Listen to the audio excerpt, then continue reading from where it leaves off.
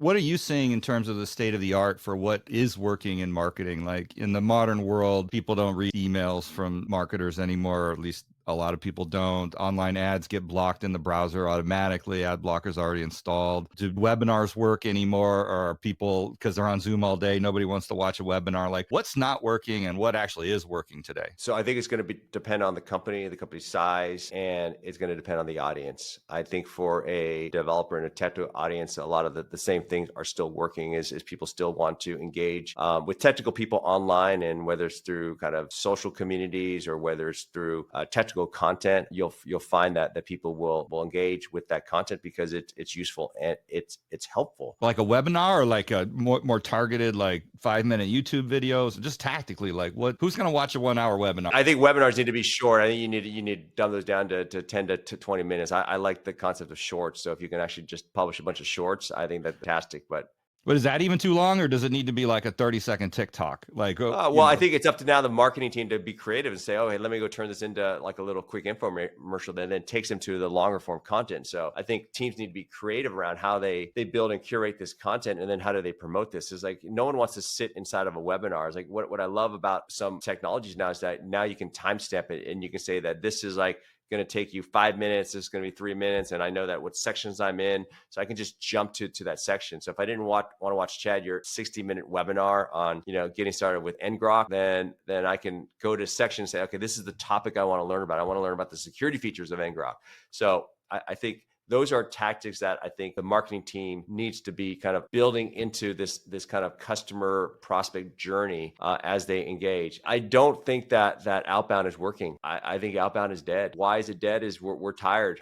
People don't want any more emails. They don't want any more cold calls. it just pings on LinkedIn, everything. You just get inundated by it. Yeah. So I think what that pressure on is like, imagine now somebody who is interested in ngrok or Elastic or Afana or Sneak, when they go to that website, they've already heard about service or the product. They're there to engage, do their own kind of self-discovery and deeper dive. And I think that is where you're going to see people go is like, how do I engage, and how do I engage without friction? So it's up to like marketing and web teams and web development and content people to figure out, okay, how do we orientate kind of content in this new world where it should be a lot easier to personalize these experiences? The old days of personalization were like, it's like a rule book, a playbook, a template. It's like, if you do this, then you do this, then you do this, then you do this. It was so rigid. With AI now, it should be a lot simpler. It should know who you are based on where you came from. It should be able to correlate kind of whether you are already in the system and whether you have looked at these pieces of content. It should automatically surface things for you in a non-intrusive way that isn't, hey, in order to get this, you fill out a form. I mean, gone are the days of like just filling out forms and putting in a junk email address. So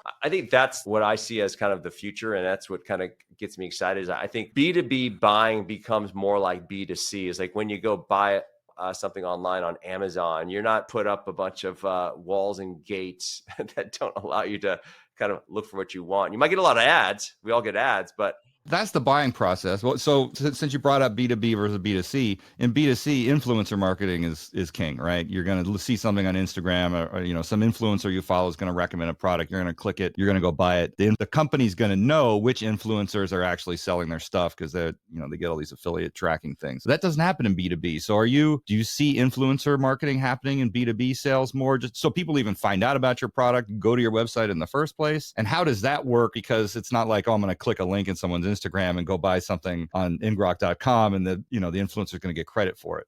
It's like, how does that fit together? Well, I think that then it comes down to like communities, like the user communities, your customer communities, and there's definitely a lot of word of mouth selling that happens, or word of mouth just referrals that happen in, say, cybersecurity. It's how companies buy. But what about just paying influencers to push your product in their channels? Like, is that happening more and more in enterprise? I have done that. Okay. We have done that at Sneak, but we made sure that when it came out in terms of the people that we were using, these were people that were real hackers. These were people that were using our product. So let's say they have massive following, let's call it, 1 million followers, and they're technical, they're developer, they're security oriented. And it's first not about like reaching out to them and saying, hey, I'm going to pay you to go promote this product. It's like, first, hey, let me give you access to the product and tell me what you think. And then like, you tell me if this is something that you think that you can actually get some real value at, and you tell me that your users are going to get real value out of this. And if it's a life hack and a life like something that really works, then I'm happy to go leverage this influencer to go spread the word, as long as it goes back to the core of like how to solve problem X, Y, or Z versus like just a marketing gimmick. And how do you measure if that influencer campaign was successful in the enterprise software world? It's no different than how we measure kind of leads and visitors off a website. You see kind of how many people have gone to at least watch that, and how it's been promoted, and then how's that has translated into lead. Ideally, long term, it's I would love to not have people fill out forms and you count that as a lead. Hopefully this becomes something that is much more seamless. I've yet to see a solution that Yeah, can it's kind of tough. reinvent that part of the journey, because marketers still get incentivized by either number of leads that then convert to MQLs, that then convert to sales SQLs, and then pipeline. But it would be magical if these things could automatically move from this influencer to like, wow, this is actually now real prospect that we're engaged with. And this is how it's actually influencing and helping out their deal, because they're generally excited about it. Did you have a good experience working with paid influencers? Is that something you would We do? did. You would advise companies to do it still? It's kind of We working. do. You got to make sure you pick the right ones. I would advise a try before you buy. Meaning that a lot of these influencers can be very expensive. So you got to do a trial run first and see how it works. And as I mentioned, you have to let them use the product first.